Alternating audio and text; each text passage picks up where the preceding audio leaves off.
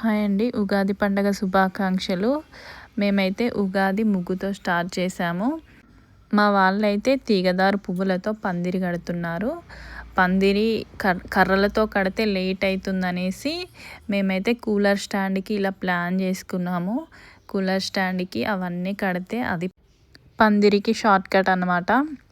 ఇటు వీళ్ళేమో ఈ పందిరి డెకరేషన్ పనిలో ఉంటే నేనేమో వంటల పనిలో ఉన్నాను. నేను వంటలు చేసే టైం వరకు వీళ్ళు ఇవన్నీ చేసేసారు. పందిర్లో అయితే అమ్మవారి ఫోటో, బ్రహ్మంగారి ఫోటో పెట్టేసుకుంటాము. ఇంకా పూజ దగ్గర అన్నీ రెడీ అయినాయి. ఇవేమో కాగడాలు వెలిగించడానికి తయారు చేసుకుంటున్నాము.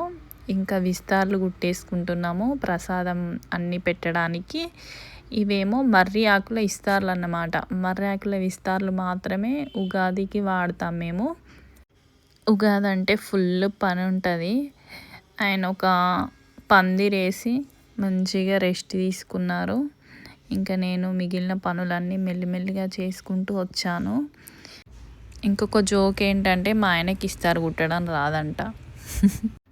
ఇంకా 6 రుచుల ఉగాది పచ్చడి అయితే రెడీ చేసుకున్నాను. ఇప్పుడు పూజ స్టార్ట్ అయింది. పూజలో మేము అలా ఇస్రాలు పెడతాము. ఇస్రాలు పెట్టి వాటికి పూజ చేస్తాము. పూజ అంతా అయిపోయింది. నేను వీడియో తీయలేదు ఎందుకంటే ఫుల్ బిజీ ఉండే, తీయడం వీలు కాలేదు. ఇప్పుడైతే ప్రసాదాలన్నీ ఆ విస్తార్లో వడ్డించి నైవేద్యం చూపిస్తాము. మెయిన్గా ఈ పండగకి పులిహోర, బూరెలు, పడిముద్దలు ఇవన్నీ యాక్చువల్గా మగవాళ్ళే చేయాలి. కానీ మా ఆయన మాత్రం నాతో చేపించిండు. పెట్టడం మాత్రమే ఆయన పెట్టిండు. పడిని మాత్రం ముద్దలు కట్టాడు. పూజ అంతా అయిపోయింది. అయిపోయిన తర్వాత మంగళహారతులు ఇచ్చేసి ధూపం వేసాము. దీప నైవేద్యాలతోని మా ఉగాది పూజ అయితే కంప్లీట్ అయిపోయినట్టే. ఇంకా కొంచెం ప్రాసెస్ ఉంది, అదేంటో చెప్తాను. మా విశ్వబ్రాహ్మణుల పూజ 5 కులాల వాళ్ళకి సేమ్ ఇలాగే ఉంటుంది. ఆ ఇస్రాలు ఒకటి మాత్రం ఎవరి పనికి వారి ఇస్రాలు పెట్టుకొని పూజ చేస్తారు. యాక్చువల్గా 3 days 5 days చేస్తారు కానీ మాకు అలా టైం కుదరదు. అందుకే మేము కుదించుకొని ఒకటే రోజులో ఈ పండగ మొత్తం చేసుకుంటున్నాము. ఇంకా నవరాత్రులు కూడా చేస్తారు కానీ అవన్నీ వీలు కావు మాకు. ఇది మా అమ్మాయికి సంబంధించిన పూజ. మా అమ్మాయి నవరాత్రులు కల్వల దగ్గర జరుగుతాయి. కల్వలకు ఎంతమంది వెళ్ళారో చెప్పండి.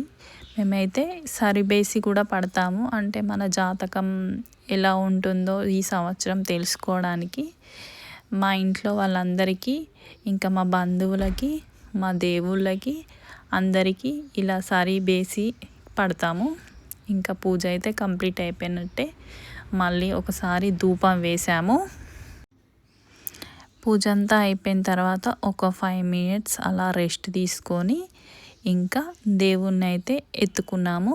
దేవుణ్ణి ఎత్తుకోవడం అంటే ఒక 5-6 సార్లు అలా గౌరమ్మని, పందిరిని, దేవుళ్ళని అన్నిటినీ కదిలిస్తాము. అంతే, ఇంకా అయిపోయినట్టే. నెక్స్ట్ ఇంకేముంది, తినేయడమే ఇక.